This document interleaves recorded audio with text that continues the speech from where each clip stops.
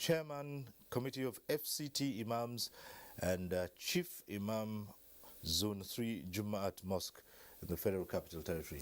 Thanks for being here tonight. Thank you for having me. All right. Let me also welcome to this program Bishop Dr. Emma Gospel Isong. He is National Publicity Secretary of the Pentecostal Fellowship of Nigeria, PFN, and also President, Christian Central Chapel International, City of Testimonies, Calabar. Thanks for being here tonight. My pleasure. Compliments of the season. Also joining us tonight on this discussion is Dr. Chidi Maduekwe. He is Managing Director, Nigerian Film Corporation.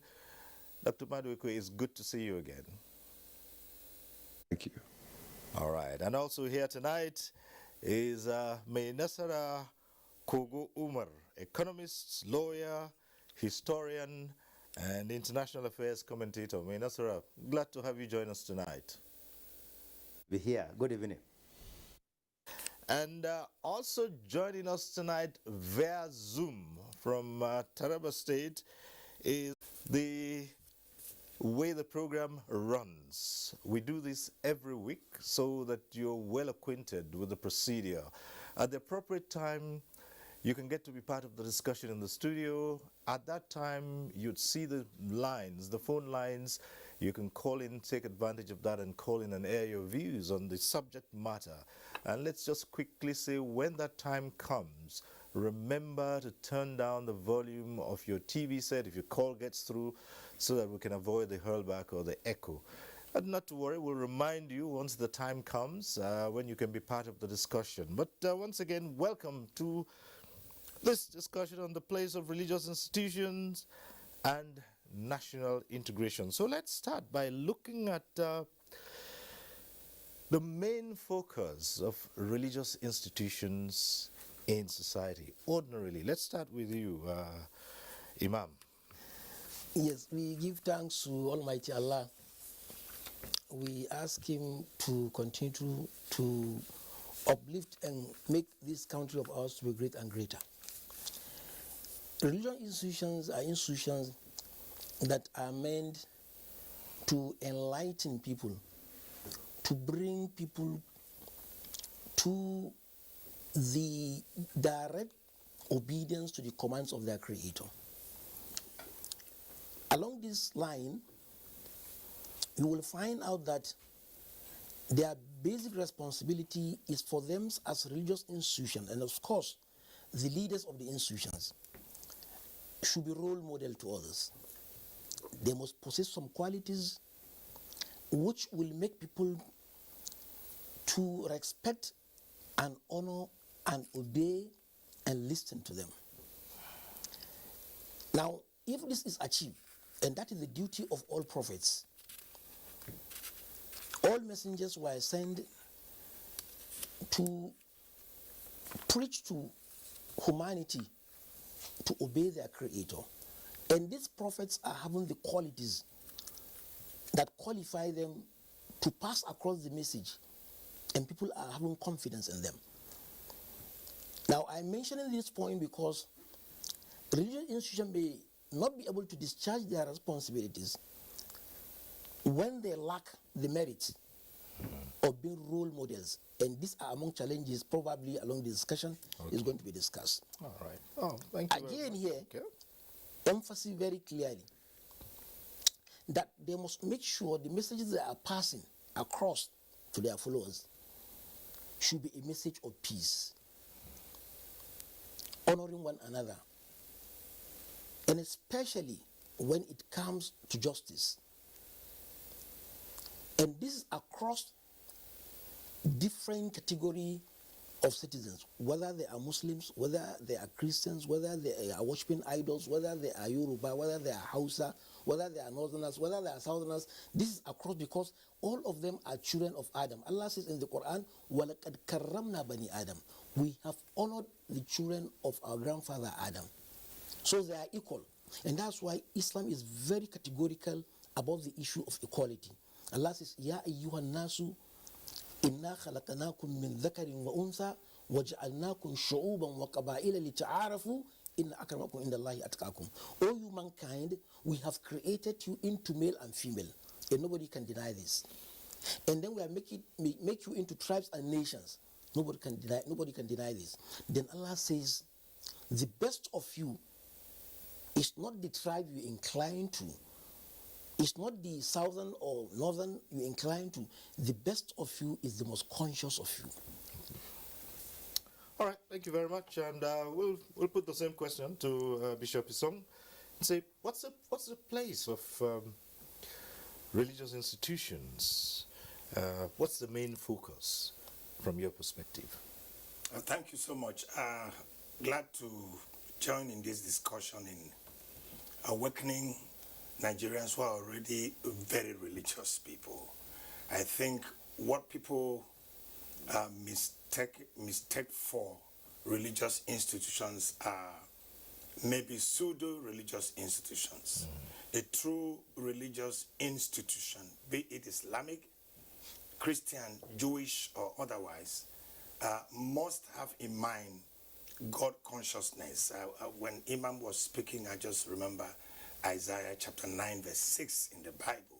So unto us a child is born, a son is given, and the government shall be upon his shoulder. And it keeps talking about how it will be wonderful counselor, mighty God, Prince of Peace. So in Christianity, we believe that the coming of Jesus to the world to save mankind and those he has saved should also be instrumentalities of peace. I keep asking a question: if Islam is a religion of peace and Christianity is a religion of love, who is causing the problem in Nigeria? I've asked that question so many times, and I said on one of the platforms that religion itself is not the problem. Religious institutions themselves are not the problem. Just like the knife can be used by the assassin to kill, and the knife can be used by the surgeon to save a life. And therefore, it is the user of the knife, it is the players of the institutions, it is the movers and shakers, the policy makers of the institutions, the drivers of the doctrine that are the main cause of the religious contentions. For example, a peaceful person is a peaceful person, even if he's a Muslim or a Christian.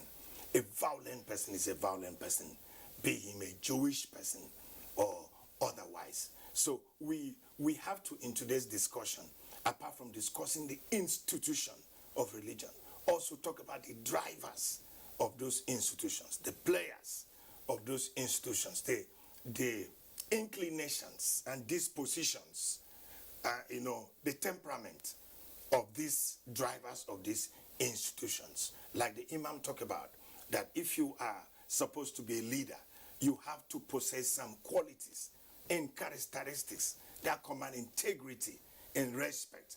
And in this discussion, that will also play a good role. Right, thank you so much. Dr. Badwekwe, well, you, like me, can be referred to as ordinary folk, citizens. And so we ask, what is the focus of the religious institution? Do you really need to be a good citizen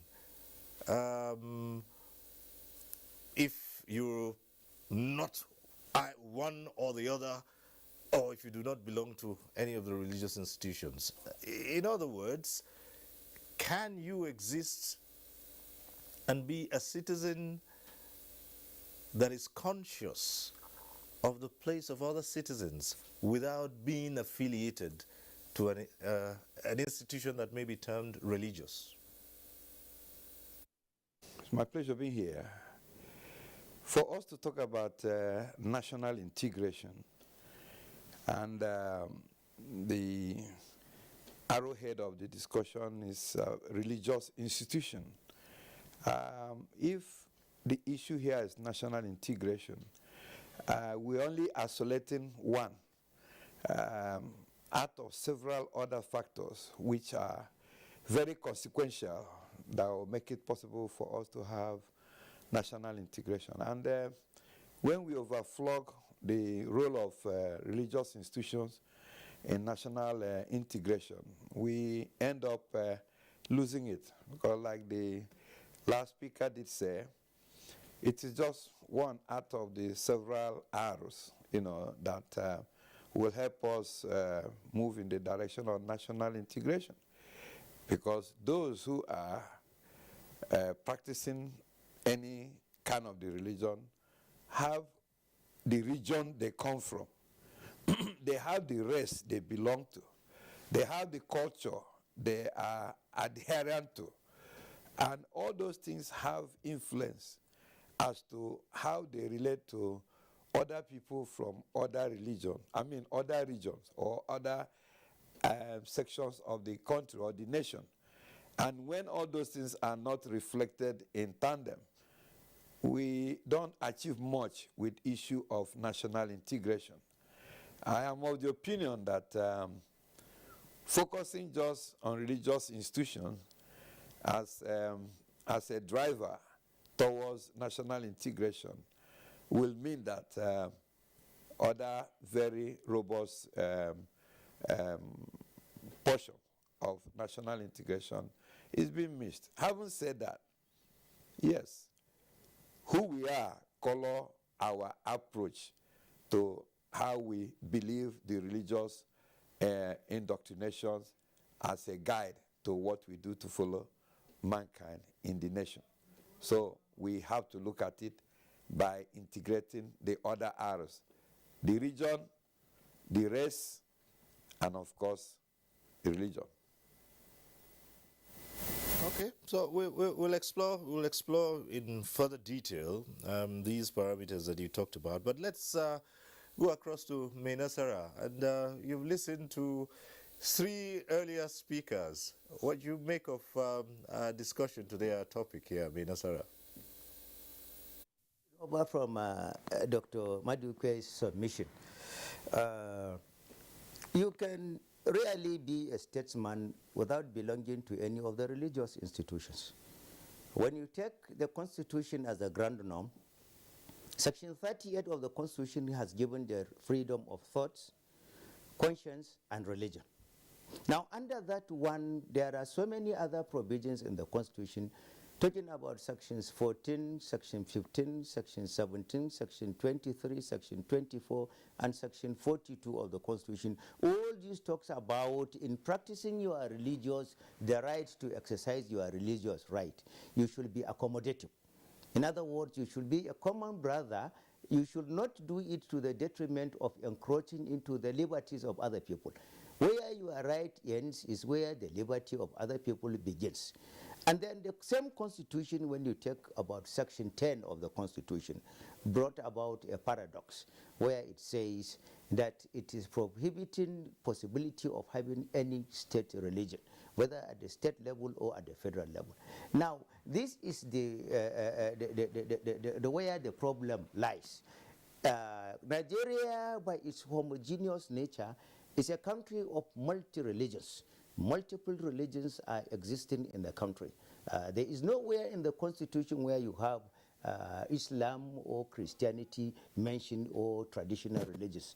But however, freedom is being given for you to exercise it at your personal individual level, but not to the detriment of encroaching into the liberties of any other person. As a matter of fact, when you take Section 15 and Section 17 of the Constitution, it has even brought mandatory provision on the government to encourage interreligious activities in the interest of peace, harmony, and the development of the nation. And that is the reason why you will see so many things like religious institutions for pilgrimages, the government giving holidays in terms of religious festivities, using religious calendars and the rest, and what have you, and what have you. But all this that we are seeing,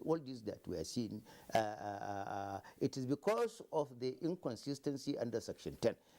That should have been amended to reflect that we have multi-religious society, and as such the government should encourage and support that. But coming to the religious institutions, I must commend the role religious institutions are playing in the country as moral, cultural, and spiritual guardians who are really trying as much as possible through their activities in bringing citizenry into correct annal of good citizenship.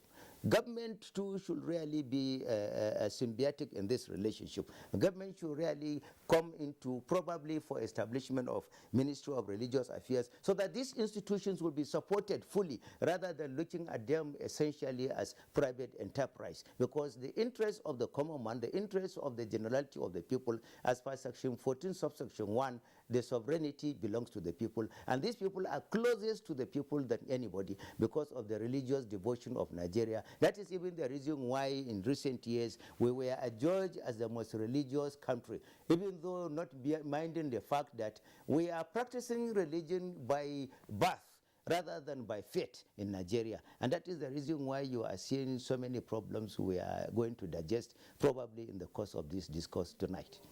All right, thank you, Nasara. Let's go over to Mohammed Lawal Maidoki, who joins us via Zoom. Nasara has talked about Nigerians being classified as very religious people. Yes, exploring that further, is this stemming from the fact that the institutions have played key roles in shaping society? And at what point do we begin to clarify being religious and being godly? Thank you, Brother Sirius, for this opportunity to participate in this very important discussion this night. But the predecessors, as far as the preamble of this discussion, has almost said everything. My Imam is there, and Alhamdulillah, others all have also contributed, including the last speaker has quoted, relevant section of the Constitution on the subject matter. However, I would still like to reiterate, yes, let me also remind you, it's important that you don't forget the title of the Sadaukin Sokoto given to me by His Eminence the Sultan. It's very important. My name is not complete without that. Take note. Thank you very much. Having said that, truly, the first question of the role of the religious institution has really been answered, and they are meant to teach people and to serve as role model, as said by the Imam. But you see, it will also help to give some very quick examples on the subject matter.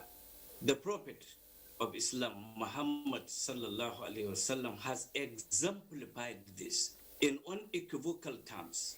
And when he was in Mecca, he has served to be a unifying factor for all tribes. And even before his prophecy, he has made that very meaningful contribution. And even when he was appointed prophet and he migrated to Medina, he was able to put people of different clans, different tribes together, and they lived together. Some of those people were at war with one another before the prophecy of Prophet Muhammad sallallahu alaihi wasallam. Not everyone that is Muslim is an Arab. Even the greatest Muslim scholars of the world, not all of them are Arab. And the Arabs cannot claim to be more religious than other people who are not Arabs. That example of Prophet Muhammad sallallahu alaihi wasallam has turned out to be what even other writers of the world have given him that leadership quality of being one of the most influenced leader ever found in mankind. The second aspect is even here in our own Nigeria now, even before Nigeria, from Togo to Mali, Burkina Faso, Nigeria, Cameroon, and many parts of the sub-Saharan Africa, including the Central Africa. Sheikh Usman bin Fodio is the Fulani.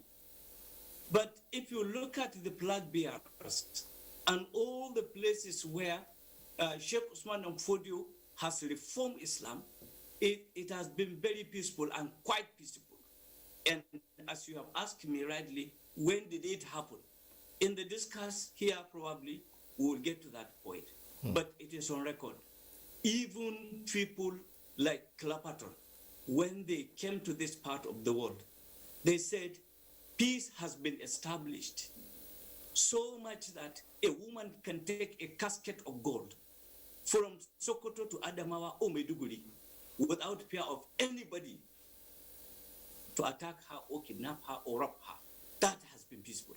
And if you come to Sokoto, as an example also, presently now or before now, we have seen such example from Tapawa Balewa, we have seen such example from Ahmad Bello, we have seen such example from other leaders who have served in the First Republic.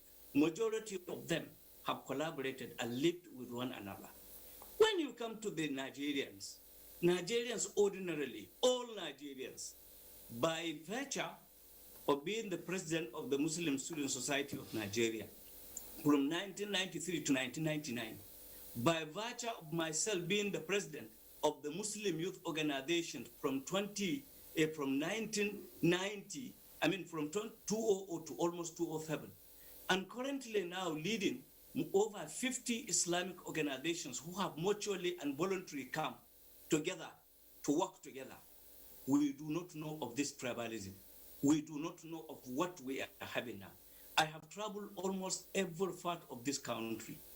I traveled in those days at odd hours. When I can no longer travel, I look at any house around, whether it is for Muslim, whether it is for Christians. They give me accommodation. They give me feeding. I have never known them. They have never known me. But I will only tell them, I am so, and I am from Sokoto. So, as I'm talking to you now, no state in Nigeria that I don't have course. If you close my eyes, I'm now in Taraba, but you know I'm from Sokoto. I'm living here. I feel like at home. And if you allow me to live here and take me to any place, close my eyes and tell me, this is the state I brought you, find your way. I assure you, I will find so many people, not one, not two, not three, in that state that whether they are Muslims or they are Christian, they are ready to come to my aid and help me. Now, if you look at His Eminence the Sultan, since he came on board 15 years ago, he has done so much that even among the Muslims sometimes he's being accused of not understanding actually why he should be stretching his hand of friendship and understanding among the Muslims and even non-Muslims. Today, all tribes in Nigeria respect him. All religion in Nigeria respect him because he has tried not to show anything contrary to the understanding of who you are. He knows he's a Muslim and he is the head of the Muslims. And he knows other people who they are. And by so doing, he tried to galvanize everybody. Everyone in this platform can testify. Even at the highest peak of provocation, His Eminence does not accept the provocation. And he doesn't allow us easily to respond to provocation. That's why these days, you have had most of the Muslim silence, even when we are pushed to a large extent to the wall, but we remain silent, not because of cowardice, not because of any other thing, but the leaders, the institution like the Spring Council for Islamic Affairs, the Jama'atul Nasr Islam, the Izalatul Bid'ah wa Iqamatus Sunnah, the Ansarud Deeds, the Tijaniya movement, many others of them.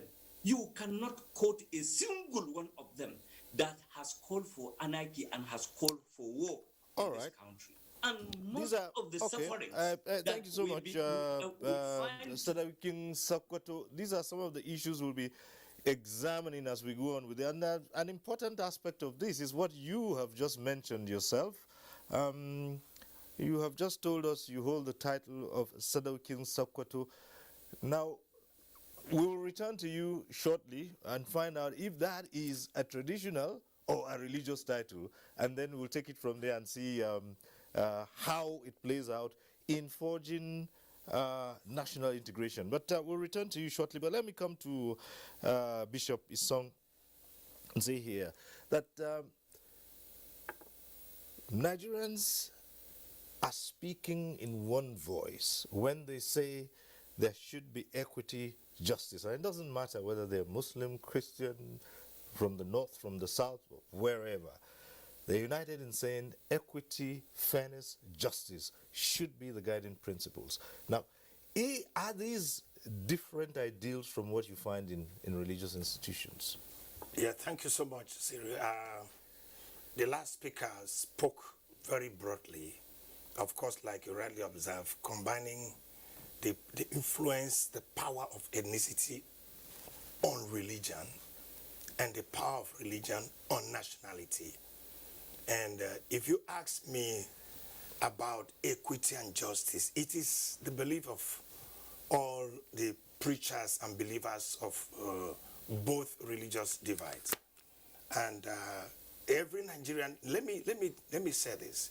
Nigerians have occasions and platforms which they synergize and synchronize and compromise and cooperate. We talk about football, for instance. If Nigeria is playing Brazil, in the pitch of football, you find Muslims and Christians and people of different faith passing the balls to themselves and scoring the Nigerian goal. And then you come to the field of even politics of any of the political parties. I asked them a question. If we are divided on religious beliefs, why are these guys in the National Assembly? Why are they cooperating with themselves and enjoying themselves if they will accept that? Why is it that they are flowing with themselves, making friends across the River Niger, transversing the length and breadth of this country, campaigning, soliciting for votes?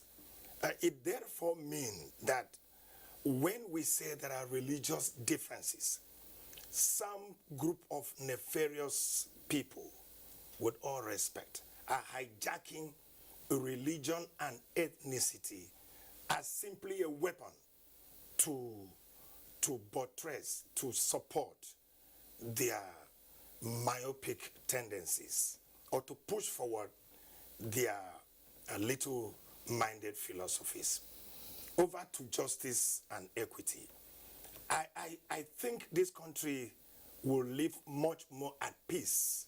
I mean, despite our different religious inclinations, if the following, to me, are adhered to. Number one, we should teach our followers to stop looking down on people with different or opposite or diverse religious views. I mean, to the extent that you are calling somebody an infidel or unbeliever, it provokes some kind of inferiority complex. And of course, it breeds hatred. I will also suggest that the government, our governmental policies, should exclude religion and ethnicity from our national forms. If you are filling a form, I would like not to be asked, what's my religion? I would like not to be asked in any form I feel, what is my state of origin? I would like not to be asked some sensitive questions. Our national policies should be based on apolitical and non-religious color. It should be without religious color. Because if we're talking of patriotism, that patriotism in me will be increased. For instance, right now, Cyril, Nigerians are divided on religious and ethnic platforms, whether you like it or not. 2023 is coming. Why are we talking about power shift? And if power shift is not constitutional, who is pushing it? And for what reason are you pushing it? Which means religion has a big role to play. I mean, are you telling me that some votes, some political support are not within the inclinations, within the influence of religious beliefs? We should speak truth to ourselves. And like the last speaker said, he could travel any part of the country and sleep in any house. It is our hope that the future Nigerians will make this kind of testimony, will give this kind of testimony. Okay. So incitement of our followers against people who have the opposite religious belief can be controlled. So if that happened before, now you say it's your hope that Nigerians in the future can do the same. That is suggestive of the fact that it happened before and then it stopped happening. It has reduced. Oh, it has reduced. So much reduced. So why has it reduced, Imam Adigu? Yes, I mean, I must appreciate the previous speakers on this particular topic we are discussing. It has reduced. I think I don't object to that. It is a reality. And to me, I believe it is also because people did not understand exactly the content of what religion is teaching. Religion is the easiest way for people to respect one another and honor them. And in fact, to shun any form of corruption. In fact, it serves bigger than the EFCC, policeman, soldier man, because if you are convinced within you, you have the belief that in the belief which you believe in, you don't do this thing. You don't need to be told. In fact, you don't need to be monitored. You will do it because you are convinced. And I think where we have got it wrong is that a number of things are going wrong. Number one, the issue of justice, which you have just asked, which I think religion have a bigger role to play in explaining the content of religion as regard to justice to the followers. Allah is the most just, the creator of all creations. And he commands us to be just. And where we are not just and fair, automatically, whether we are inclined to one religion, there's going to be crisis. And if unfortunately also we don't practice that justice within us, then automatically there'll be crisis too. Allah in the Quran commanded us to be just and fair. He said, Ya ayyuhalladhina amanu kunu qawwamina bil qist shuhada'a lillah walau ala anfusikum aw al walidain wal aqrabin. Allah says, stand firm on the issue of justice, even if that is against you yourself. Which means if I know of two people who disagree, and the one that is not fair is the Muslim, and I'm a Muslim, I should not side him. In fact, even if it is my own self that is not fair, I shouldn't side myself. I shouldn't side my parents. That is what the Quran is saying. So I think religion cannot bring a barrier as far as the content of the spiritual books are understood. To me, the religion is not the problem, but people themselves are the problem. Okay. And until they get it right, I mentioned the issue of justice. Not only that, you see, the issue of you loving your nation. Religion has preached this. Prophets before us have preached this to their citizens. Take Abraham, a prophet whom every religion actually believe in. The Jews believe in him, the Christians, the Muslims believe. We believe in the father of prophets. He prayed. He said, Rabbi ja'al hadha baladan aminan warzuq ahlahu min ath-thamarati. He said, oh my Lord, make peace in this city. That is his own city, which means he loves his own city. And he said, provide for them in this city. Of course, the condition is that they must be hardworking. Now, if this is the preaching of the father of all prophets, of course, Prophet Muhammad also said the same thing. In fact, when he was in Medina, he prayed that God should turn his direction to be Mecca because he loved his city. Now, if we love this city of ours, there are a number of things that will not happen that is happening today. Look at corruption, which is a great factor of not giving the nation security and peace, which religious leaders have a role to play in checking the excesses of their followers as regard to the issue of corruption. But unfortunately, some institutions also are supporting it because some institutions would like to give titles to those who are corrupt in the society. Now, you can see why we are saying religion is very critical as far as a nation of us becoming a peaceful nation. As the topic goes, religious institutions and national integration.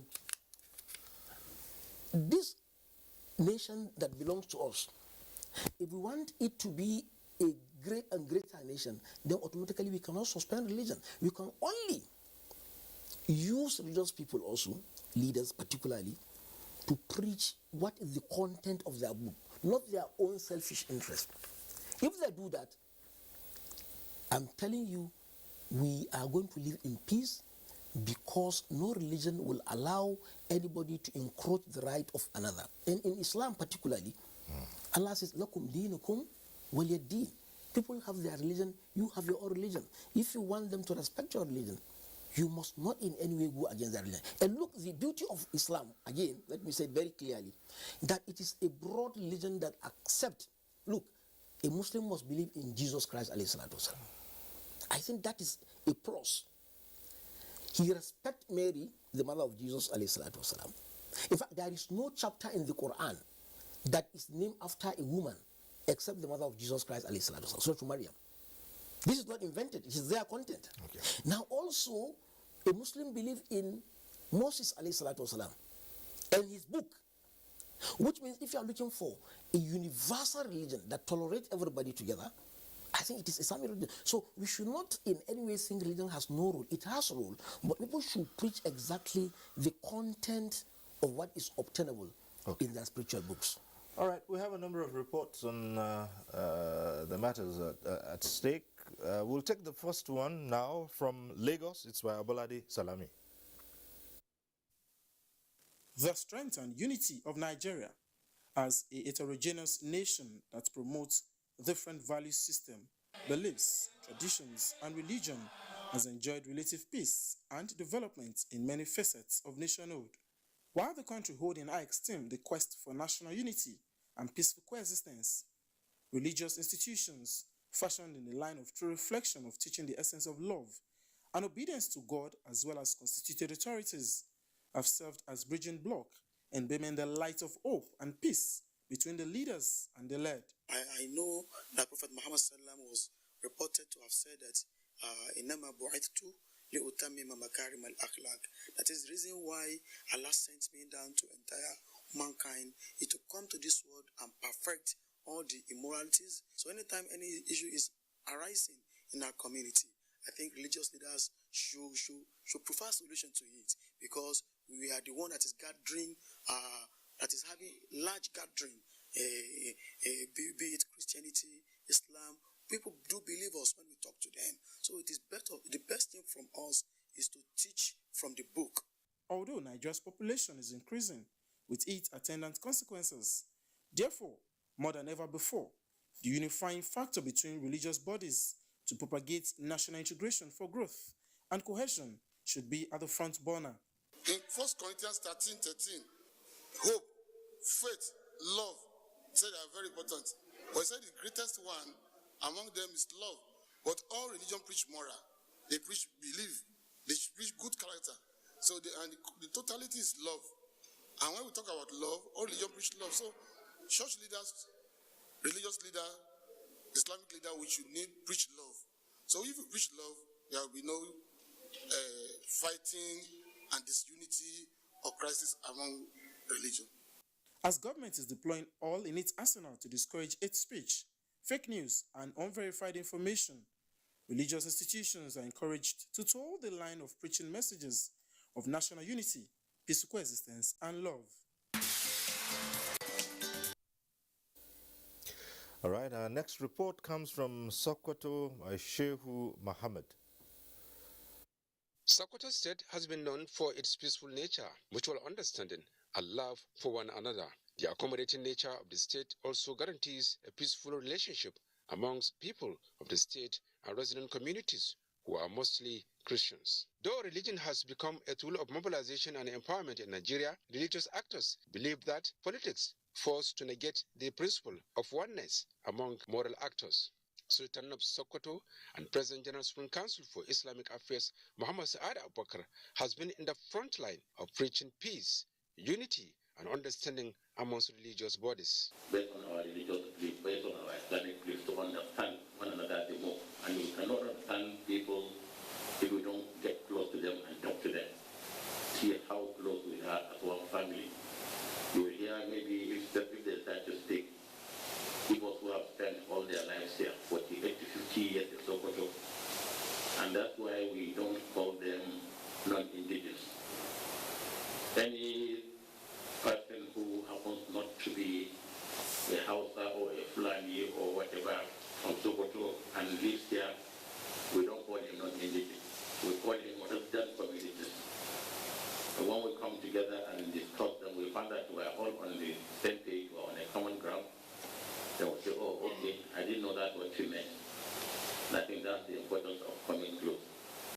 Matthew Hassan Kuka says Nigerians must stop using religion as a decisive weapon in national issues for the much-needed peace and cohesion to prevail. We make too much out of religion when we ourselves are not doing enough in the practice of the religion itself. So I like a country to see ourselves as a country where we are living as citizens. We just happen to be Christians or Muslim. Tomorrow you can decide you no longer want to be a Christian or no longer want to be a Muslim. This is, forget about those who threaten you, but the way God has ordained us, has given us religion, we are free to change it if it's no longer serving and we don't feel that it will give us salvation. Many groups and associations that include NAREC and Interfaith Mediation Center have done a lot in bridging the gap amongst the moral actors. All right, those reports from Lagos and Sokoto. Let's get back to the studio now and go straight to Dr. Chidia Madwekwe. And straightforward, we say, yes, we have imbibed a lot of faith, as they say. But Dr. Madwekwe, there are peoples, certainly, in other parts of the world, or nations that might be termed are religious or not so religious. And when you talk about how religious Nigerians are, and those nations are making giant strides, how do you explain that? Perfectly right, and that's why in my opening statement I did emphasize that religion is just part of the other R's when you want to consider issue of national integration. And if we may go back to the sole purpose of national integration, it is in conclusive terms supposed to make any nation that has imbibed it to be strong, to be organized, to have shared commonality and live in harmony despite different sects, religious belief, class, caste system, or culture and character. So if for any reason we are not doing well in national integration, then we may have to ask ourselves, we may have to interrogate ourselves, what exactly are our religious institutions doing? Because we are supposed to be strong, organized, and integrated and living in harmony. So if those things are not happening, and like you gave the example, in other climes, and they are living as a strong nation, then we probably may need to restrain ourselves and know that we may need to de-emphasize the issue of our religiosity and look at issue of national integration. Because if we don't have a nation, a strong and viral one, then we may not be able to practice the religion or the faith we believe in. So I want to think that there is still a lot to be done here, because the way we take our religiosity to heart means that we de-emphasize the other aspect of national integration. And we live in great turmoil. We live in great disunity and in great disharmony. And we don't find the peace to practice our religion, or the religious institutions don't have the good atmosphere to exude the confidence and the candor they are expected to conduct themselves with. So I therefore believe that time has come. We must be able to interrogate ourselves and find out the exact reality, and not just to talk as we always do and it ends there, but it's a serious interrogation, because what we need is national integration. National integration means that this country called Nigeria must be strong and we must live in harmony. And therefore, our religious institutions, I think, have a great work upon their shoulders to do, that we may live in harmony. Let's look at it from another angle. Maina Sarah, you with us. It's been said over and over again, and Imam Adigun mentioned something about corruption and what's been doing what's been doing to the country. And it's clear that when it comes to the issue of corruption, people who breach the provisions of the Constitution, who violate the rights of others, who do terrible things to others in society, who do not respect the sanctity of life, you find them Muslims, Christians. And when people take the public, funds, it's not, they're not taking that of the Muslims or the Christians. And when people misappropriate, or let's put it straight, steal public funds, it's not a Christian or a Muslim thing. So where are we here? The missing gap has to do with the inability of man to understand the essence of his creation. Man is created to serve as vicegerent of God on earth, so that you will be able to transcend natural justice between yourself and your organs, between yourself and your common creator, between yourself and other common human beings, between yourself and members of your religion, between yourself and members of religion other than yours, between yourself and the animals and the environment and everything that is on earth. Now, religion is brought as a totality of way of life, not just a phenomenon of faith. Totality of the way of life as instrument to sanitize corruption. Man, right from the Adam time, is created to be a sinner. In other words, a corrupt person. Now, religion is brought as a totality of the way of life to regulate your relationship with your creator, your relationship between your soul and your body, your relationship between yourself and members of your own same family, same religion, and your relationship with other members that do not belong to your own clan of religion, and your relationship between yourself and the environment, the animals, and the rest. So this religion comes with codifications of laws, of do's and don'ts. And these laws have been the things that have been sanitizing our conduct, our morality, our ethical conduct, and general behavior in the society. Now, religious institutions over the years, over the centuries, over decades, some of them have metamorphosed into fortune-seeking shrines.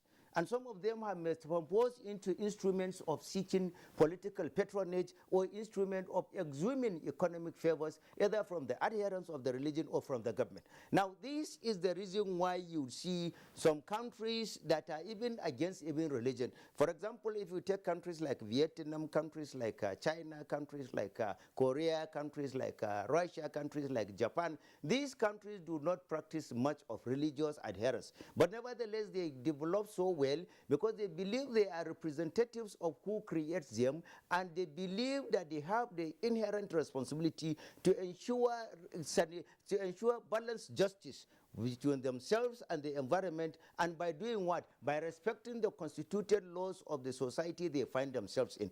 And that is the reason why you will see being religious cannot necessarily mean godly. Because you can be religious, like I said earlier on, we are religious traditionally, but not religious faithfully. Because the object of the religion is to serve as the silica that will sanitize the society for decorum, for development, for unity, for purpose. Because if you understand the essence of creation, in Islam it is said that we have created different men, different tribes, different religions, and different environments, so that you will be able to show you our ability to create.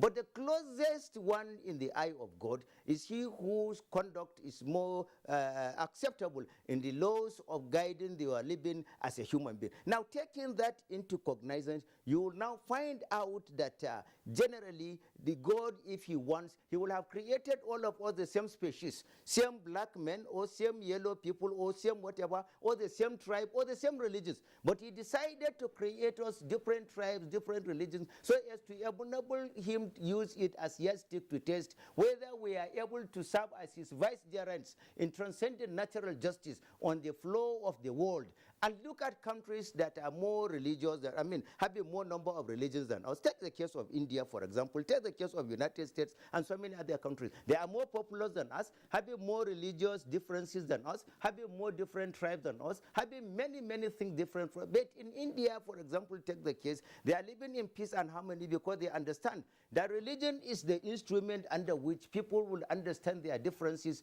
for the overall benefit of societal development and progression. And in India, you will see two neighbors. One will be a Muslim, one will be somebody that is worshipping cow. Somebody who is a Muslim will use the cow to slaughter during his Ilayah festivities, and the other person will come and congratulate him for having successful festival. Tell me, this is Nigeria, somebody that will come and slaughter the God you worship, and then you say you will to congratulate him for having a successful this. That is classical example of tolerance. That is classical example of belief that he who creates you, he creates you not because you are better than any other person. God did not discuss with anybody who should be my mother. If God had decided my mother will have been, probably I would have been an animal, probably I would have been not even been a black person, probably I would have been a gorilla or whatever, but he decided without seeking for my opinion where I would like to be or who should be the one that will born me, and decided to make me in this part of the universe. As a result of that, anything that I do not have hand in making, anything I do not have hand in deciding when my life will end, where it will end, under whose hand it will end, then it is simple basic arithmetic of understanding the evolution of life, so that you will be able to believe that yes, you are to serve in the doctrine, as a representative of God in transcending natural justice. If you, for example, pick a stone and throw at a pig or a vulture or whatever because you don't like, it is not that animal you are throwing. You are insulting the creator of that animal, who at the same time creates you, for creating something that you detest to see, something that you don't like. So people should believe, governmental institutions like national orientation agencies, the respective state ministries of education and the rest, since we don't have ministry for religious affairs, should assist and educate and sensitize the citizenry so that they will be able to look at religion as a component instrument of sanitizing relationship in the society, as a needle that will mend everything, believing that all the religions are from one source, the Adam and Eve, and the most powerful religions in the world are even from Abraham. So if this sensitization will be done, and then religious leaders periodically will be organizing interreligious activities so that they will be able to concentrate more in educating the civic responsibility of their adherents, rather than serving as temples of fortune seeking, or seeking for governmental patronage, or seeking for financial reward, then Nigeria will be a better place, courtesy of the instrumentality of the religious institutions that are performing their responsibilities as enshrined by the various religious doctrines. Thanks. We'll take a short break at this point. When we return, the phone lines will be open, and hopefully you can get to air your views on the subject we're discussing tonight. Stay with us on NTA Tuesday Live. We'll be back shortly. I am more than just an idea. I am alive, connected. I am part of an ecosystem, creating connections within an interactive and sustainable city. I am intentional about excellence, integrity, and efficiency. I am invested in building a sustainable future. I am committed to strategic partnerships and collaborations. I can be tough. And I can be tender. I take pride in delivering high standards. While there may be others, I am in a league of my own. I am more than just an idea. I am Bilal. Who are you?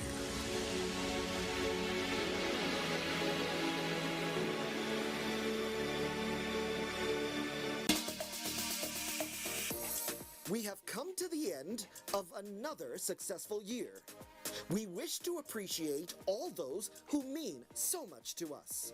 Our clients, the 3 tiers of government, ministries, departments, and agencies, corporate bodies, advertisers, religious bodies, civil society groups, political parties. You are esteemed viewers. Together, we made 2021 great. Together, we shall make 2022 greater. Thank you. Wishing you a Merry Christmas and a prosperous New Year from all of us at NTA.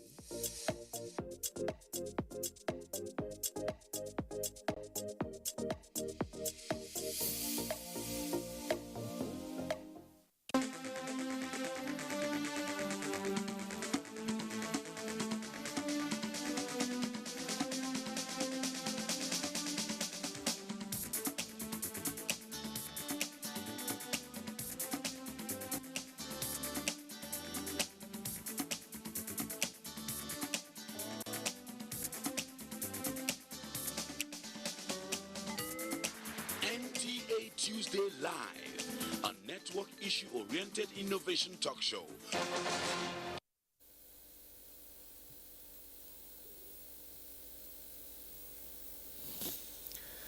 Thanks for staying with us, and this is a segment now that you can join in the discussion. The numbers will be on your screens. You can call in. Remember, as we said at the beginning of this program, if your call gets through to the studio, do us a favor, turn down the volume of your TV set so that we avoid the hurlback or the echo. And we just encourage you to go straight to the point. Keep it short and simple, straight to the point. Don't waste too much time. Don't bother about the greetings. Mere hello is enough. Just go ahead and put your issues across, and our guests will respond to such issues as you might raise.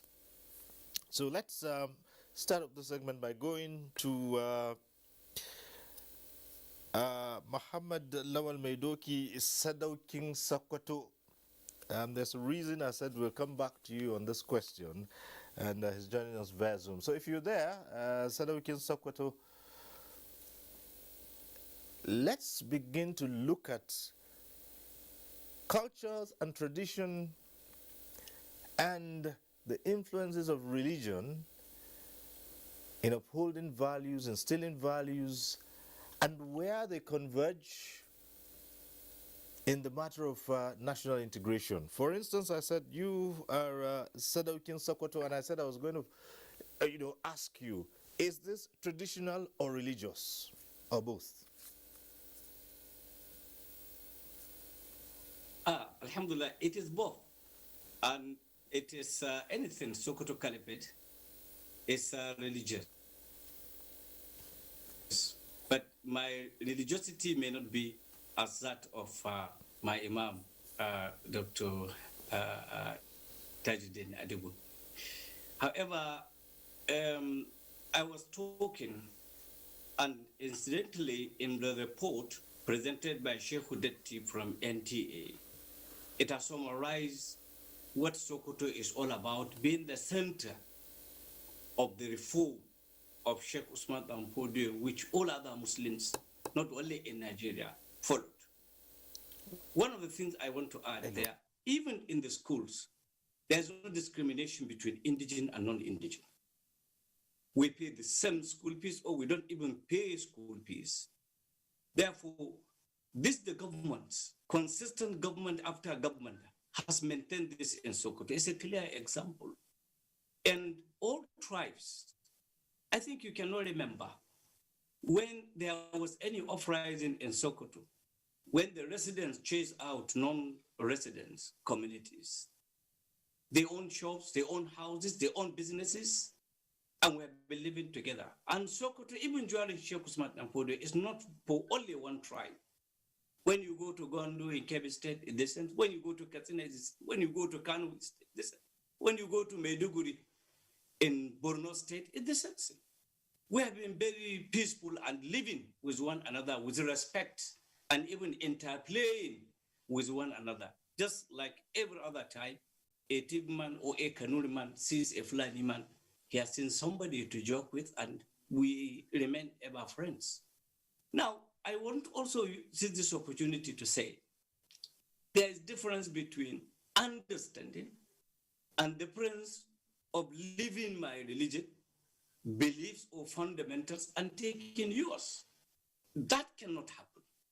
And there is limit to the religion. What you can do, there are those. Brahma Nasara, the lawyer, has mentioned almost everything we need in this discussion to ponder open and see how best we can put it into best practices.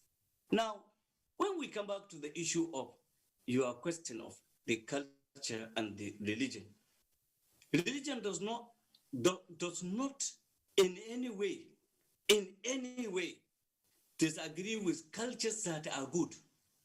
Any culture that will not lead to what is not good, then the religion doesn't have any sanction on it. Ask any scholar, to the best of my understanding, in Islam.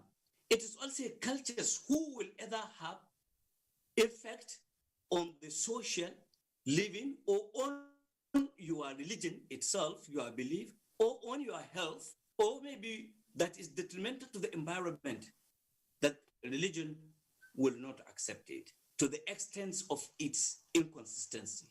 And when you come to, this issue of differences, it is always unimaginable to me.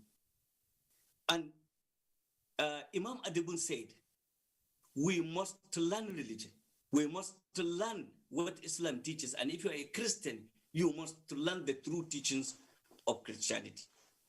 Because I ever said, and I will continue to remain saying, for me, I do not have any other friend in faith in the world better than a Christian. And every other Muslim knew this very fact. And even in those days, when it was said unbeliever, the Muslim says to Christian, kafirin amana. This is the person that over my dead body, anybody will make any attempt, not even injuring him, but attempt. And this has been portrayed during the lifetime of Prophet Muhammad and all the companions. Now, you ask, when did this thing happen? Yes, it happens because of what many of you will not agree with me, because of the so-called democracy.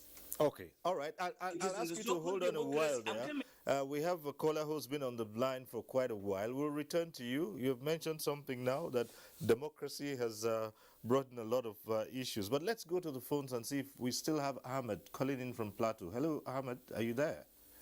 Yes, I'm there. Go ahead, please. Yeah, good evening. Good evening. Yeah, let me start by thanking your visitors for this wonderful and national event, because peaceful coexistence, religious integration is highly needed in this country. And it is one of the pillars that we can lay our foundation on as citizens of this country. And I would like to also ask Dr. Chidi Amadukwe Ishinka Ohavia, who is also the MD, Nigerian Film Corporation. What can his corporation do to promote peaceful coexistence and religious tolerance in Nigeria? Thank you so much. Right, thank you very much. Straightforward. So we'll go over to Dr. Amadukwe. Arrowhead of culture being captured in the celluloid. What we've been doing is to do some documentary to showcase there is need for value integration as a vehicle for national integration. There has to be cultural integration.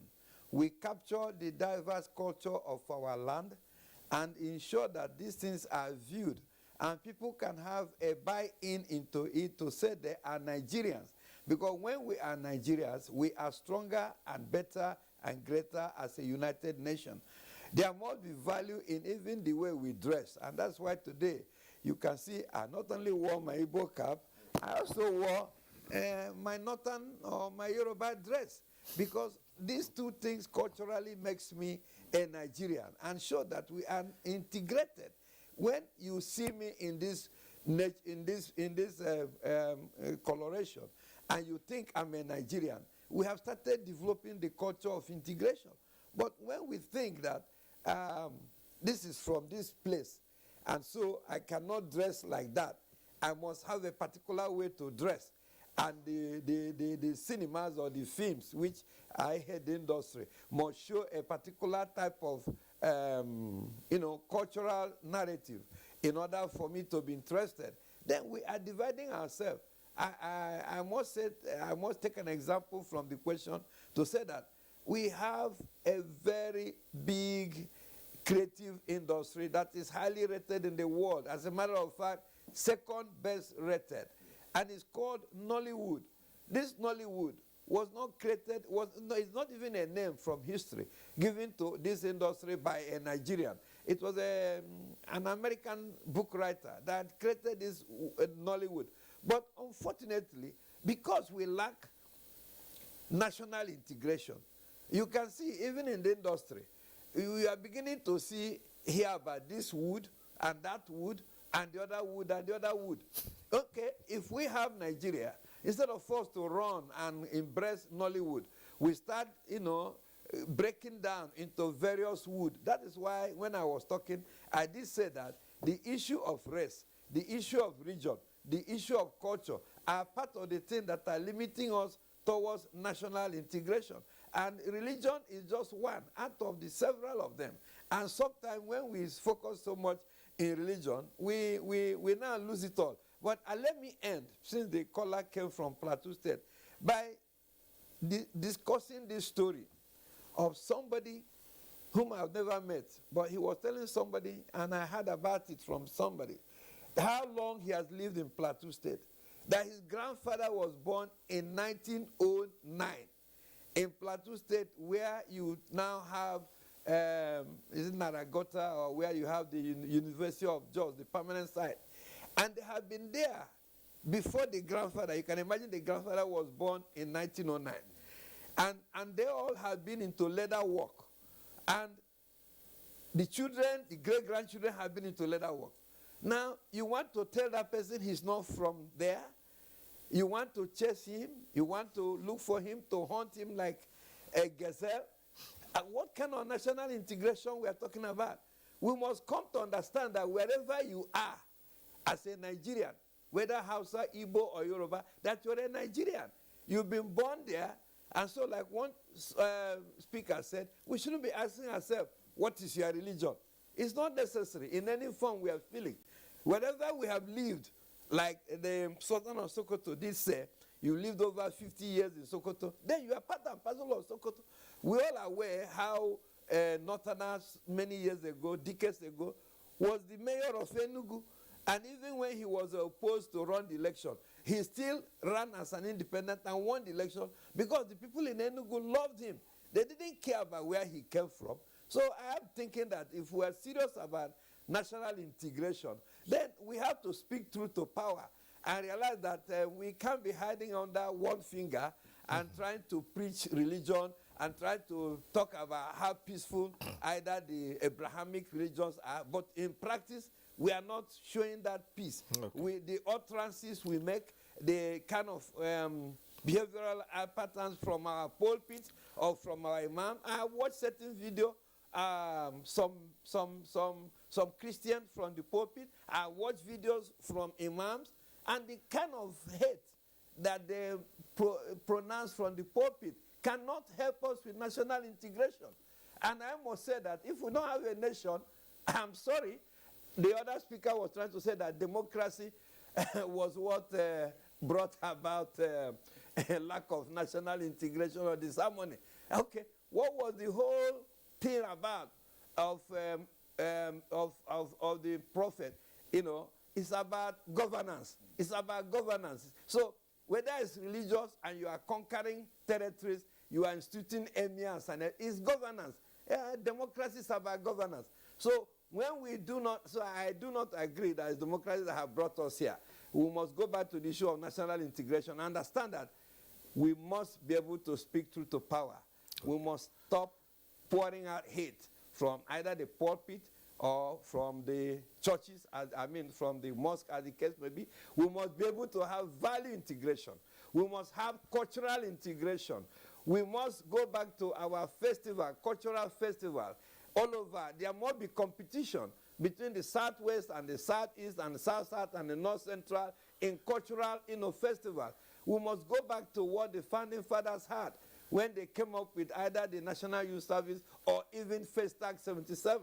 So we must build strength on those areas that we have showcased strength, be it in the culture, be it in the creative industry, which is today leading our young ones where they are, be it in the tech, as the case may be, which fintech, which most of our young ones are doing very well. The other day we saw it, that over $1.7 billion had been attracted by young Nigerians that are in fintech. Those are things we should celebrate and look at ourselves as a country that is well integrated and de-emphasize a little bit of the negatives of religious institutions. Okay, thank you.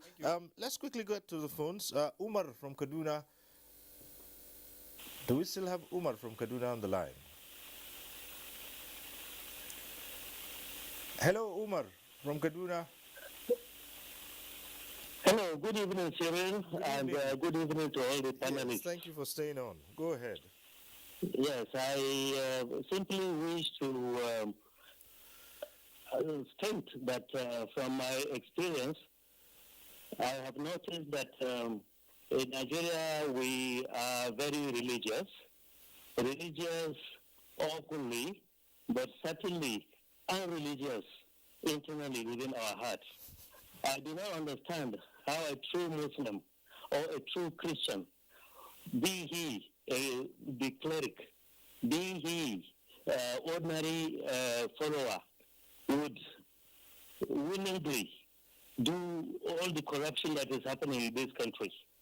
I do not also understand how such corruption could go so deep and cut across all the strata of our people to the extent that we go killing and maiming each other. Recently, I read in the media somewhere, somehow, some people are even roasting human beings and eating them within this country that we call religious.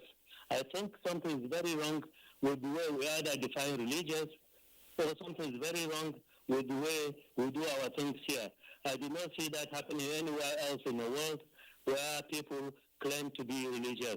We should rethink what religions are in this country, and we should rethink how we worship the good Lord above. I'm sure all these were not part of what we've been told. If we are religious, then we should sincerely be religious and adhere all to the tenets of the religions that we adhere to, and by the grace of God, Nigeria will be a different place than we have today. Thanks a lot, and good night, Nigeria. Thank you very much. All right. Well, Bishop, you've heard the contributions, and where Nigeria, lost it when people could integrate easily, and what has caused that, and why. You heard Dr. Maduekwe say he was listening to people, leaders of what faiths, and the pronouncements, not in any way promoting integration. And yet, we call them men of God, men of faith. What's wrong? Is it the interpretation of what they have studied, or lack of knowledge, or just a little knowledge? Well, let me drive home that point. It's been the pivot of some of the contributions and suggestions today. Primarily, somebody asked, why are we religious people? We are not developed economically like other nations that are not even religious as us.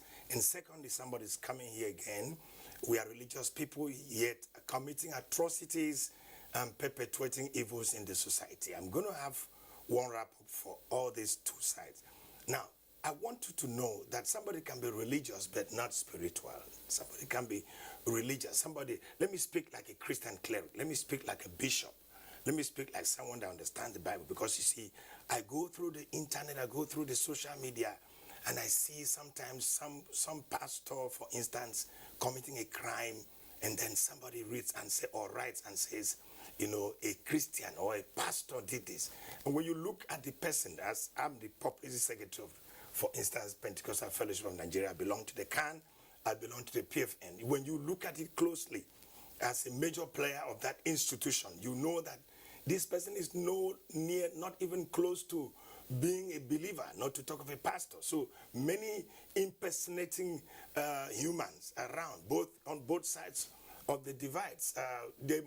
Before you can call yourself a religious person, you must have a contact. For instance, you must have a personal encounter with God, with Jesus as your Lord and Savior.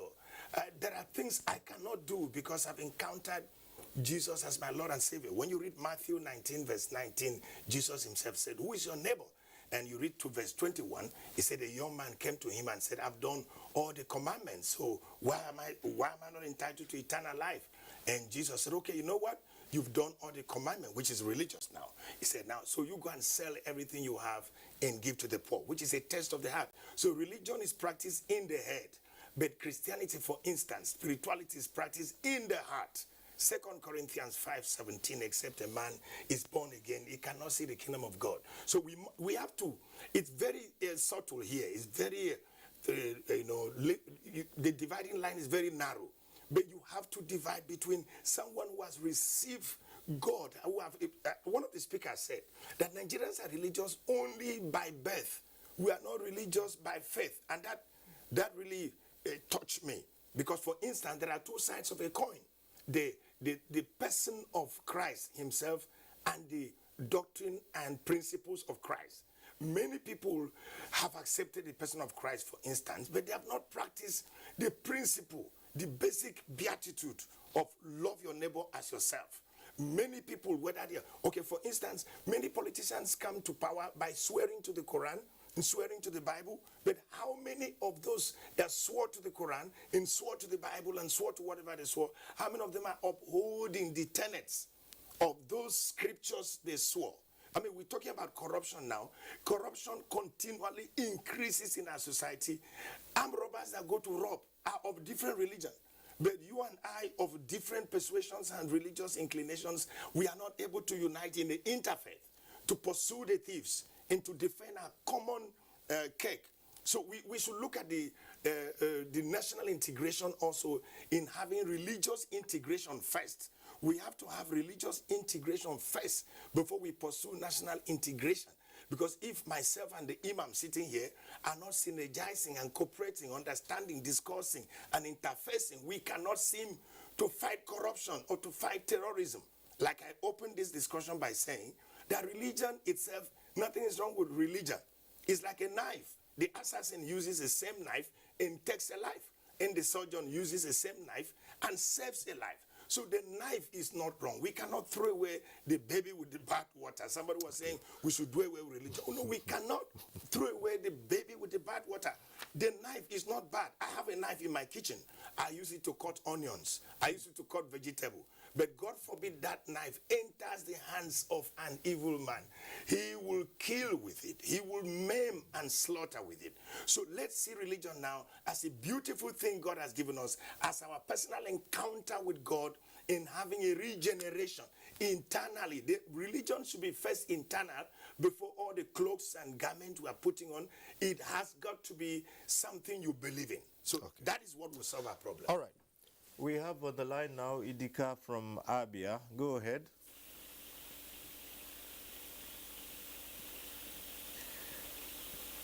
Hello. Hello. Go right ahead. Good evening, and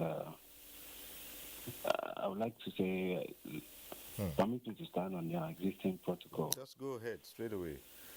Okay. I would like to suggest one of the things that we need to do to ensure that there is a religious tolerance, and I would like to, for instance, I stay in Kebbi State, and the school fees I pay as a non-indigenous, I pay ×3 of what indigenous pay. And now I listen to some of what they say, that we are almost the same, we pay the same. Even in Abia State, the same thing is happening.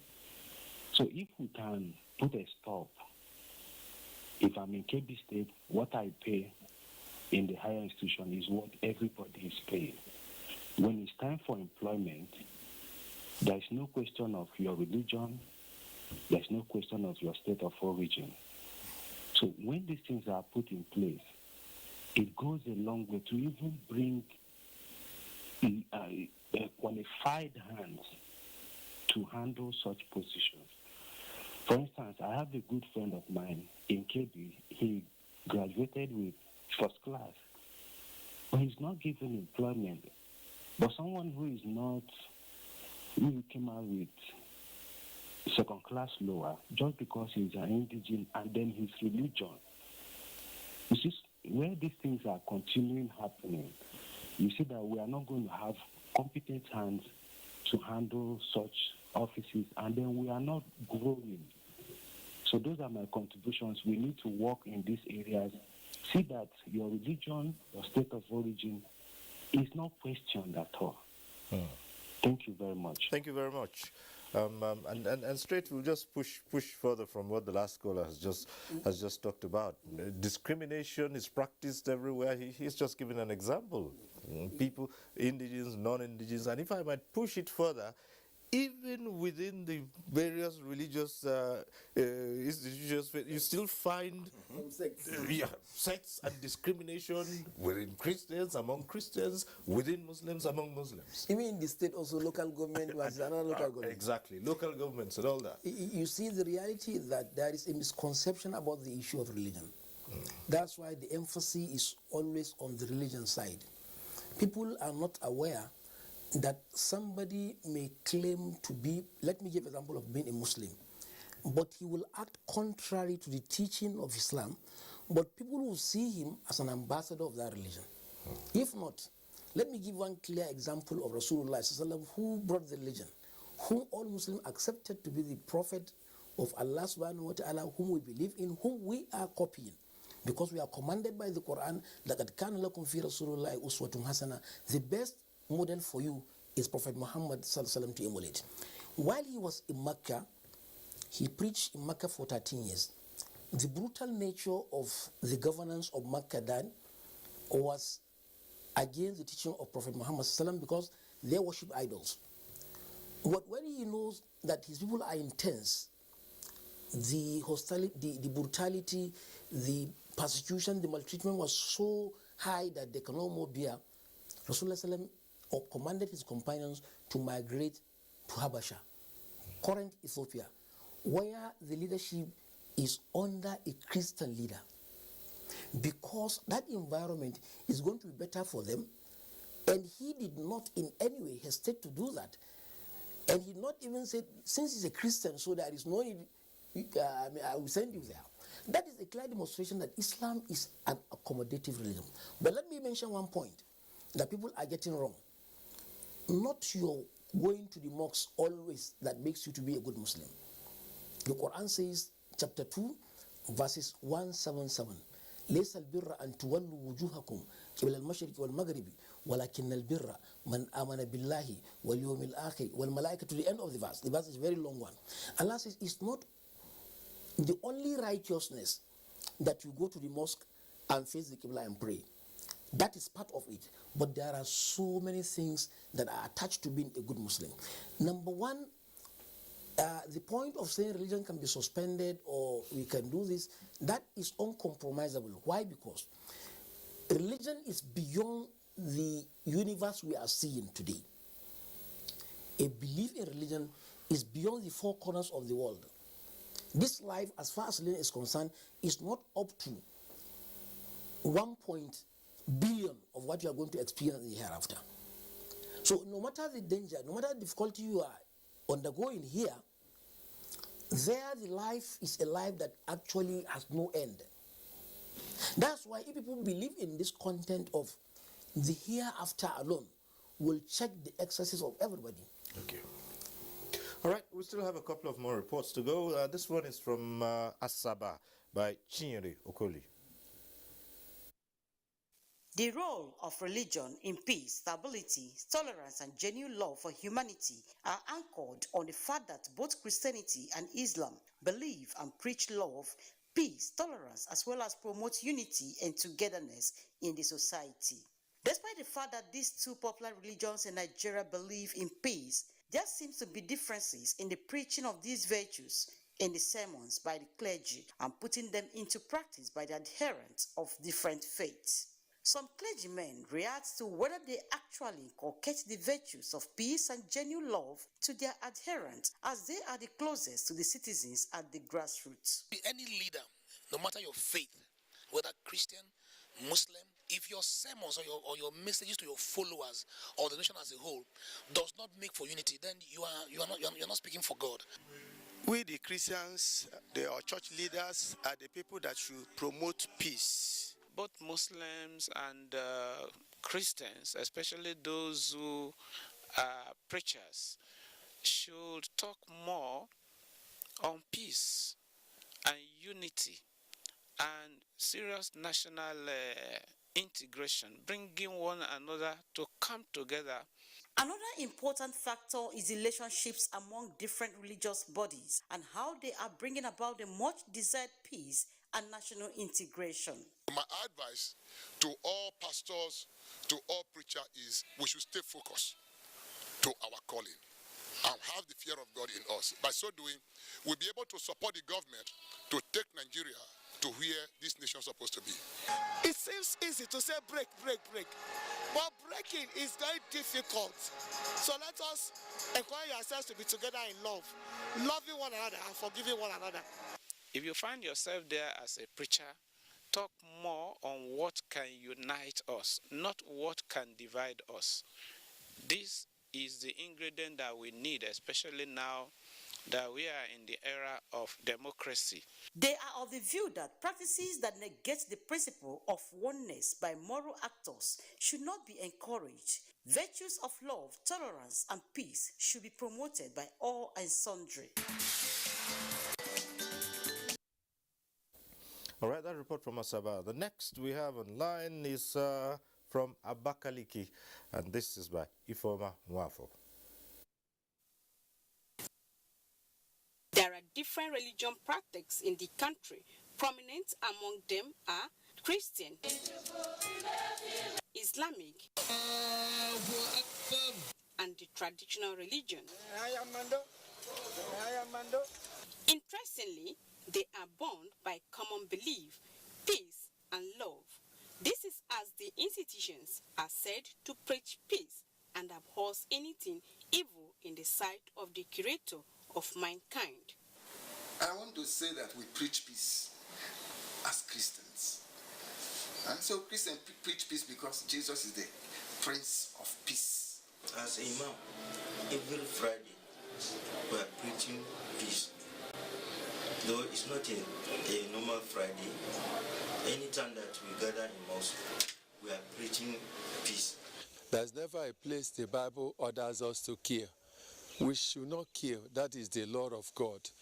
With their perceived influences on their members and with the sound messages of oneness, peace, forgiveness, and unity expected of them in order to help build national cohesion and integration, coupled with proliferation of worship centers across the country, there are diverse views as to whether the religion institutions are actually doing enough. Whatsoever God said must surely come to pass. If God has spoken that in a time like this, situations like this will come up. That is making God to be true. Every Christian should be wise now and get back married to his God. The religious leaders are doing their best in terms of playing their role. Religion is not only about preaching Gospels or Quran. You must take care of the people's life. With their stake in the Nigerian project and considering the influence they wield on their followers, expectation is that religion institutions will do more to strengthen the nation's unity, especially through their messages of love, peace, and tolerance. All right. Let's get to the phones now. Calling in from Birnin Kebi is Umar. Hello, Umar.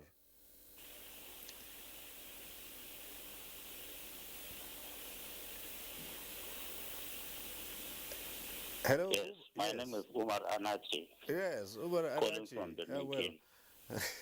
Yes. I think yeah. Nigeria, we are very religious. We are very, very religious. But we are not godly. We are practicing religion by faith instead of by faith. Even our politics. You see a politician campaigning, doing everything. But when he fails, he will say because he is not a Muslim, because he is not a Christian. We are practicing religion not by what I'm saying, faith. It is true that we are very religious. We champion ourselves. You see us in Saudi Arabia championing. You see us in Israel championing. But when it comes to practices, we are not godly. Unfortunately. It's very unfortunate. And this is not the good teaching of religion. I blame our religious leaders to teach good teaching of religion. May God continue to bless our country. Thank you. All right, thank you very much, Umar Anachi. Well, let's go to Dr. Madwekwe and put this to him and say, well, you have the traditional religions as well, but an interesting aspect which the bishop here raised and which was echoed by Sadokim Sokoto is that politicians have brought in a new dimension and are using politics to create more problems, even amongst the religions.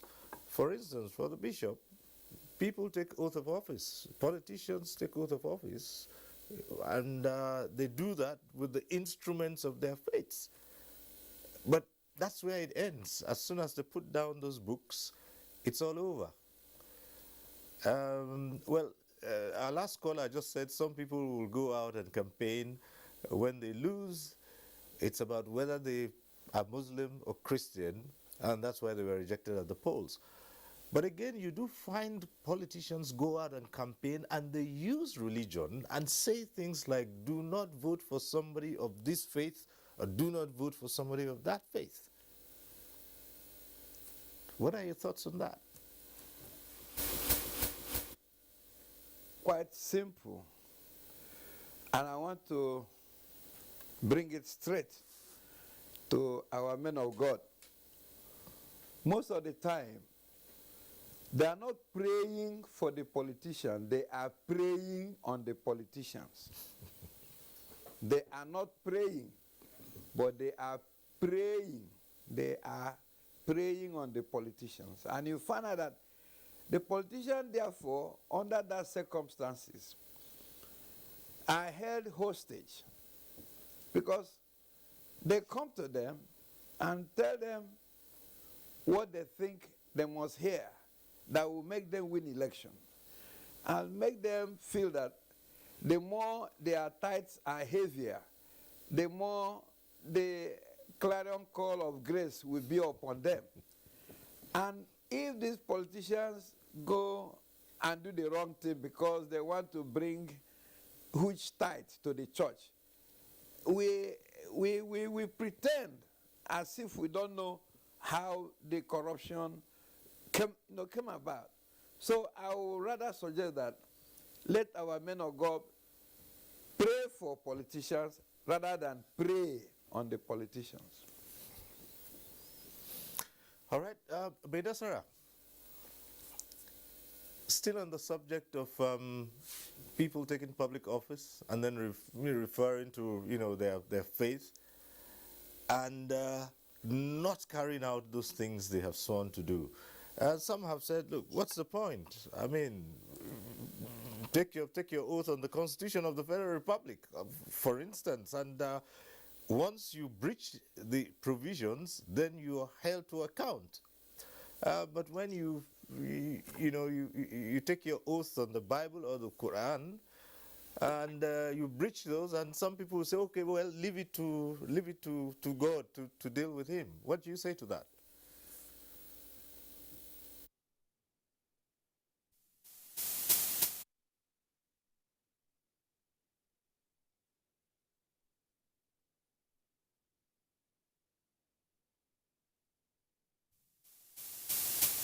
With us, right? Religion is a beautiful apple that is of two sides. The first side of the religion, or the first side of that apple, is divine disciplinary injunctions. And the second side of the apple is opium. And Section 38 of the Constitution has given you unfettered right to determine which of the two sides of the apple you should bite as a citizen.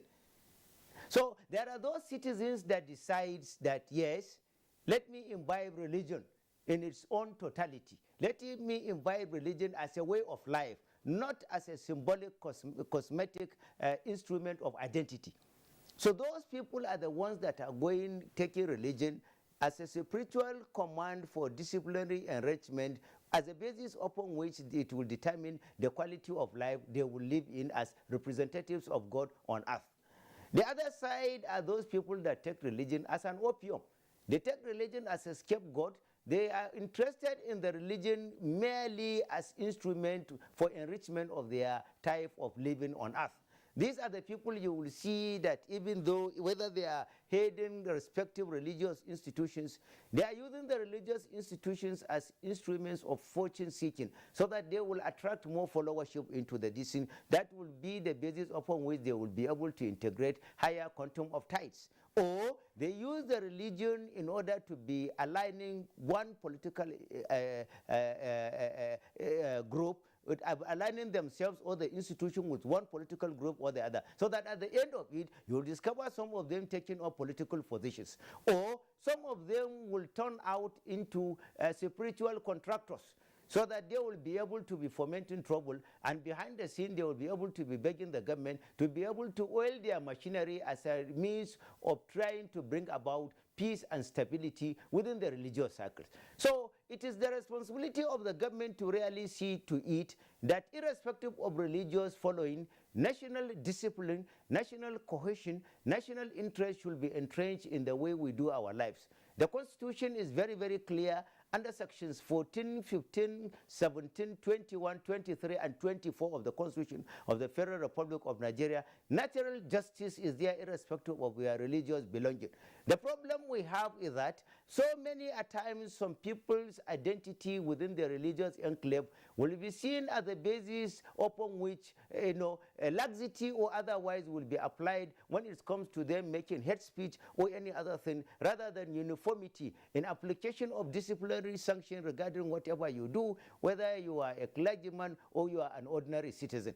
So the government should be up and doing, and that is the wisdom behind especially the Eastern European countries. You see them advancing, though they are not of any religious affiliation, because they codified their own laws of do's and don'ts in line with the Al-Murabit's law, whereby an eye for an eye, whatever you do, irrespective of your status, whether you are president or you are a prisoner, you face the you face the wrath of whatever you have committed. So entrenchment of robust mechanism of disciplinary enforcement, and then regulations regarding religious practices, so that it will be in tandem with the spiritual guidance of entrenching disciplinary conduct on the citizens. This should be what we need for Nigeria to really advance. But so long Nigeria shy away, the country shy away from really taking control over the activities of overzealous religious clerics, then definitely speaking, they will continue to be exploiting the situation,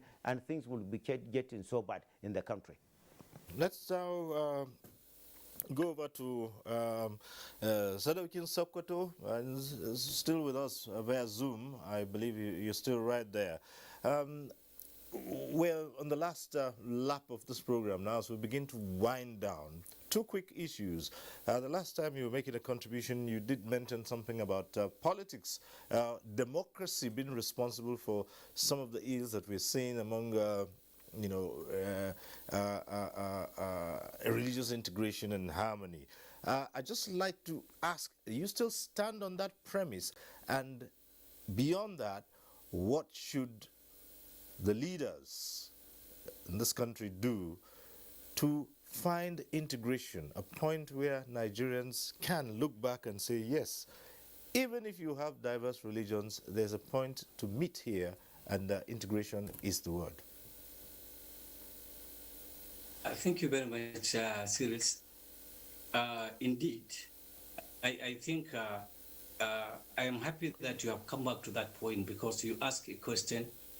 You have asserted at the preamble of this discussion that things has been better, but when, where exactly things start to get worse in the kind of situation we have found ourselves. Truly, hope is not lost. I didn't lose hope at all. And my belief is that generally the people of Nigeria are good. And I do not agree that religion has any negative contribution towards the development of this country called Nigeria. But rather, people did not understand. I know one of the elder statements in the country said, religion prevented Nigeria from reasonable thinking. I don't want to join words with him. No, Imam Tajuddin said, religion is beyond this world that we exist, maybe 100 years, 120 years. For many of us cannot even reach up to 100, but we believe of an everlasting life. Now, from the internal and external issues, I made mention at the beginning, such kind of assertion only create problem within the society, because you are denying your maker, God who brings peace. Because peace in the entirety, if Allah did not will peace to people, they will not have peace, even among themselves, even in their houses. So we shouldn't forget that Allah is the maker of the world, and He is the one that gives peace, and we should seek this peace from Him. We cannot relegate religion. These are the concept and kind, of thinking of those free thinkers who does not believe in God. And that's what today they are trying to do. Imagine if Nigeria we are religious. Some people are talking still about legalizing same-sex marriage, which neither Christianity nor Islam will not accept. But not doing this, we attempt to be barbaric. So people who advance in technology, that is not in the context of advancement and success of the world. It's not on the walls that you have built. People are hungry. Are we not having big walls in Lagos? Don't we have in Abuja? But why are people still hungry? Now, my own recommendation is that, one, you see, this issue of politics, just very recent, His Eminence the Sultan, on what is really happening, everybody is crying. As one of the leaders, they convened in Abuja for almost a week, discussing with different group of people, how do we make peace? How do we resolve some of these problems? But a politician sponsored an unidentified name to write that His Eminence Sultan should resign and join a political party. If not because of politics, can anybody dare in this country make this kind of statement to people of his caliber and get scot-free? In this politics, they need money for conventions. They need money to stand for office. Where do they get all this money? Let us not deceive ourselves. Any government in power, whether at state, whether at local government, whether at the federal, all of them, I did not absolve any one of them. How do they get money to fund their campaigns, to their money they spend giving people money to vote them into power, and they come into power? Religious people, whether they are praying on them or they pray on them, it depends. I don't want to talk much about what happens in the Christendom, but for the Muslims, to the best of my knowledge, that is not what is done. In fact, the Constitution, as we know, have given the politician an edge over our political leaders, above our scholars. So they determine everything. You follow them or they dethrone you. You follow them or they incarcerate you. But for God's sake, I ask every Nigerian, where did these people get this chunk of money they spend to hold conventions and rallies? You and I knew there is a big question mark on how this money are gathered and embezzled. So politics as we are doing it now, even if politics is good, not the kind of politics we are practicing in Nigeria, is too cumbersome, is too expensive for our governance. So religion, we should never hold religion into account for what is happening. But rather, if we want, let's give a try. I wish this meeting wouldn't have ended this discussion. You would have shown what NAREC has done, as inactive as it may be some years back, and now what has really NAREC done? What has some good people, including you, the NTA, and other pressmen who love peace, what you have done? You have done a lot in the integration and bringing people together. So I didn't lose hope. And if what the suggestion given by Dr. Mainasar is agreed on, I welcome it 100%. Let Nigerian government, if the external forces will allow, give religion the position it deserves to be given in our constitution and in our affairs. Then now you can hold leaders of religion into account. If Sultan is the highest ruling of the Muslims, whatever he said as far as the Muslim is concerned is final. Look at the issue of Bidda. In Bidda, somebody went ahead to marry 67 women and he said he's a Muslim. When the emir of Bidda challenged him, many lawyers came saying he is against the constitution, and some lawyers volunteered to defend him. So now tell him, what can the religious person? They don't have money, they don't have police, they don't have a prison, they don't have police station, they don't have soldiers to do anything. And this man has gone contrary to religion, and nobody can do anything for him. And this is what is happening, whether in Christianity, whether in Islam. People are doing whatever they are doing, and they are going scot-free. And this is what Dr. Mainasar is trying to say.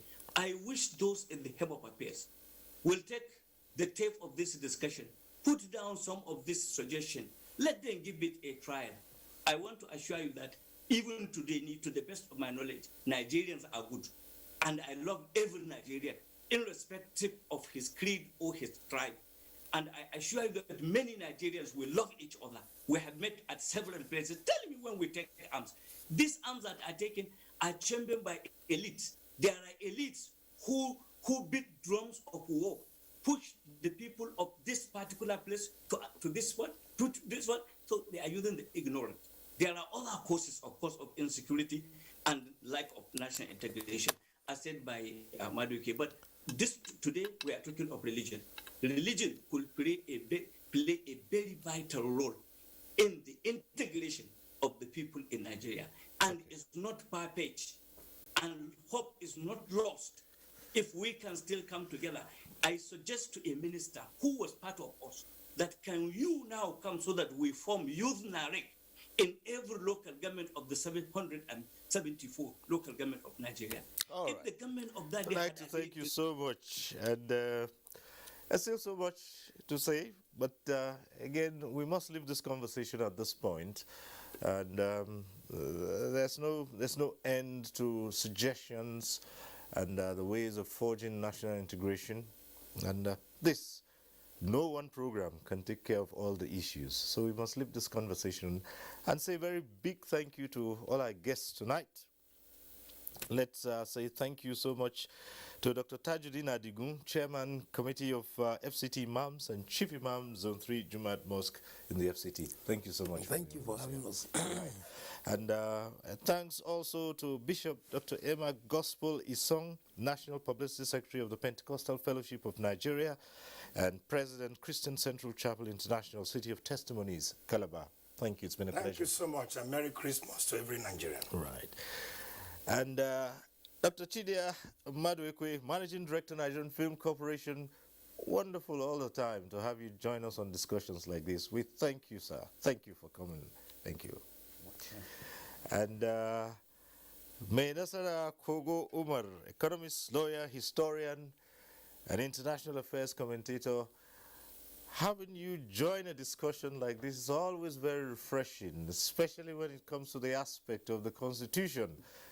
Thank you so much for sharing your thoughts with us. We appreciate you. And for a very good friend and discussant who joined us today from Taraba State via Zoom, Muhammad Lawal Maidoki Sadoki Sokwato. All combined now, we have it with you, right? Executive Chairman, Zakat and Endowment Commission, Sokoto State. We thank you for sharing your thoughts with us. Thank you very much. Serious, thank you. All right. And thank you to you too for being part of this program. Those who called in, we thank you for your thoughts, and all who have been with us. Thank you so much. Next week, we'll be back with NTA Tuesday Live. For now, I'm Cyril Stober, and I say, get vaccinated, get boosted, and continue to stay safe.